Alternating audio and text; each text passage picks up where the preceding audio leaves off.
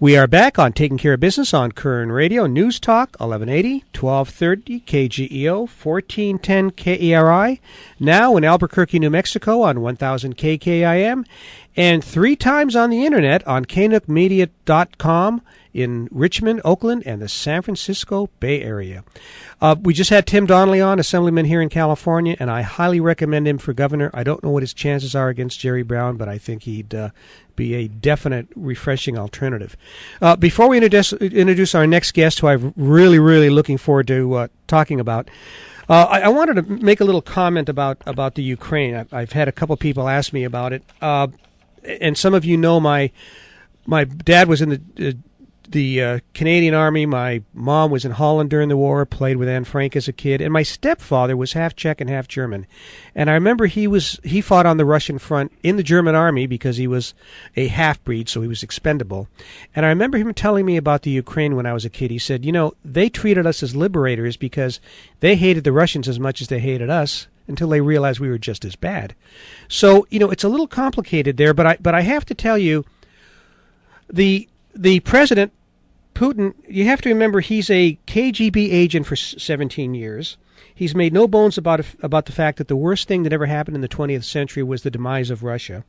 He firmly believes in restoring the Russian Empire, and he's in a country that has a history of attacking people that don't agree with him. Everybody from Hungary in 1956 to Czechoslovakia in 1969 to Georgia a couple of years ago. So how can you expect him to do anything different than what he's doing? He's doing exactly what everybody who's a student of history knows he's going to do. And what are we going to do about it? Nothing, because there's nothing we can do. We've boxed ourselves in a corner, and that's where we're going to sit. So, again, that's my commentary on the situation. We are going to have Dr. Waleed Ferris in 2 weeks talk about it in a little more detail, but I think his opinion is probably pretty close to mine. On that note, I've really been looking forward to interviewing this gentleman.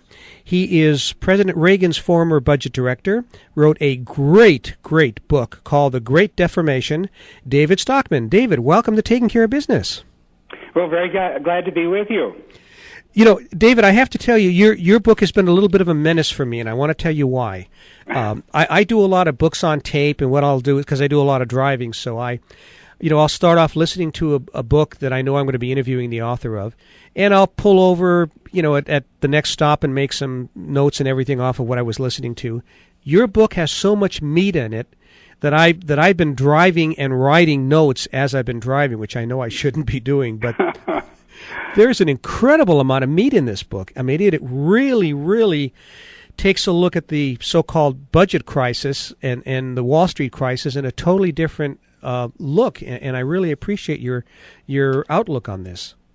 Well, I appreciate you saying that. I guess I might say, by way of explanation, that I started with a much more narrow focus on the bailouts in September 2008 that I thought were totally inappropriate. We shouldn't have been bailing out Wall Street or AIG or GM. We should have been letting the market work its will, the excess to be wrung out, the mountains of speculation that were built in to the bubble peak in 2008 to be liquidated. That's really what you do in a capitalist system. And instead, you had a Republican administration that violated every principle of free markets, every principle of fiscal rectitude and sound money that I believe that the Conservative Party has ever believed in for the last 100 years. So I started to take apart all the urban legends and the myths and the sort of panic claims that were made by Secretary Paulson and made by Bernanke at the time that we were facing Great Depression 2.0, that there was some kind of financial contagion underway that was going to take down the entire banking system, and there would be lines at the teller windows throughout America. That's nonsense. I document in the book why all of that was a complete urban legend, as I say, myth.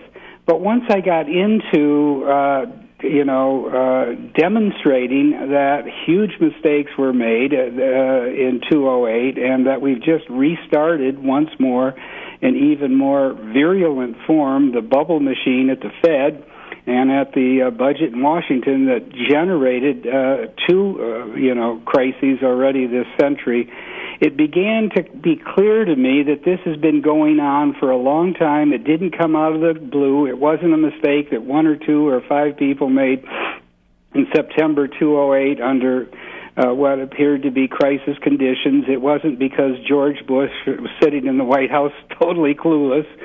It was instead the culmination of a process that had been underway for decades, in which all of the basic principles on which a healthy, prosperous, free capitalist society is based have been thrown aside by both parties, including Nixon in 1971 when he defaulted on our Bretton Woods and gold window obligations, including, frankly, Ronald Reagan in the 1980s when he decided deficits didn't matter as long as he was spending it on defense.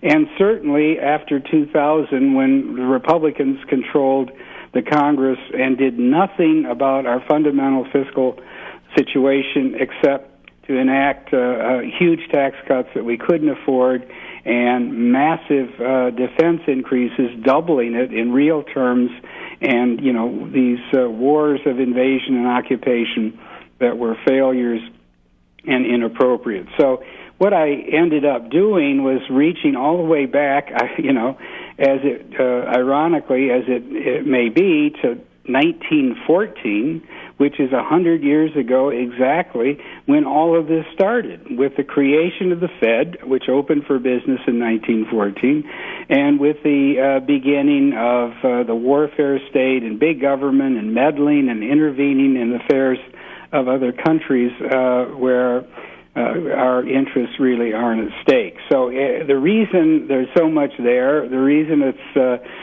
700 pages is it's in effect a revisionist history of the last 100 years, a refutation of the Keynesian errors that big government can bring prosperity and that wealth comes from the printing press at the Fed. And I trace through all of the sort of steps and events and episodes over many decades going back to the New Deal and before to demonstrate how this all came about and why we're heading so profoundly in the wrong direction. It's crazy. We're having a conversation with David Stockman, former budget director for Ronald Reagan's administration. So, David, I've got, we're going to run out of time, I know, because I've got about 50 different questions for you. Okay, good. But it's amazing to me looking at this. You don't have to have a degree in economics to look at this and go, it doesn't make sense. AIG, for example, there was no way they were going to melt down because so much of their money was, there were insurance guarantees. You've got different insurance departments in different states making sure you have reserves and everything. And Wall Street's pretty much the same way. Here it is, they cried wolf, but there really wasn't any chance of a meltdown, was there? That's exactly right, and yet we still live, and Bernanke's now retired and out on the speaking circuit getting paid $250,000 a pop to repeat the complete myths and errors and lies that came out of that episode, and that's why, the so-called panic of 2008, and that's why I think it needs to be refuted. AIG was simply a mutual fund of insurance companies, all of which were solid, had blue-chip bond and stock assets in various subsidiaries domiciled around the world, but in different states in the U.S., all of them regulated by insurance commissions, because that's the way we do it, all of them subject to limits on how much cash or assets could be withdrawn.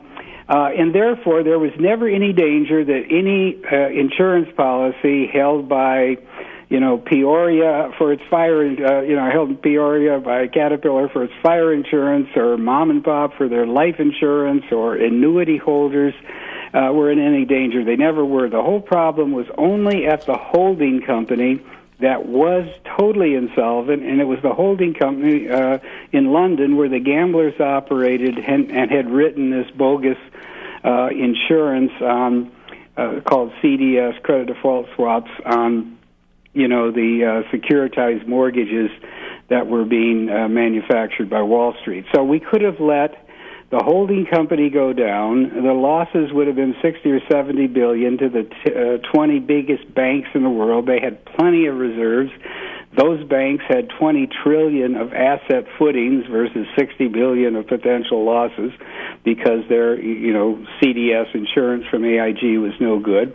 That would have been worked out. There would have been a quarter worth of losses at some of these banks. A few people wouldn't have gotten their bonuses, and that would have been the end of it.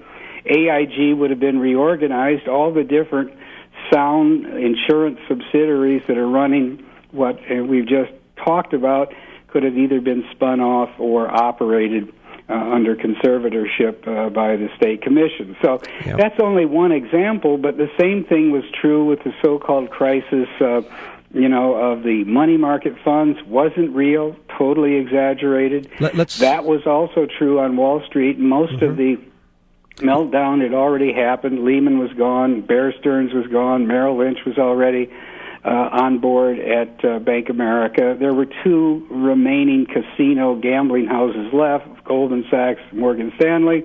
They could have gone down, reorganized, come out, as more sober, sound institutions as a result of going through the trauma of bankruptcy and some of these high rollers losing their gambling stakes. Yeah. So, And David, when we come back from the break, let's pick it up right there, okay? Okay. We'll be back in a moment on Taking Care of Business on Current Radio News Talk 1180.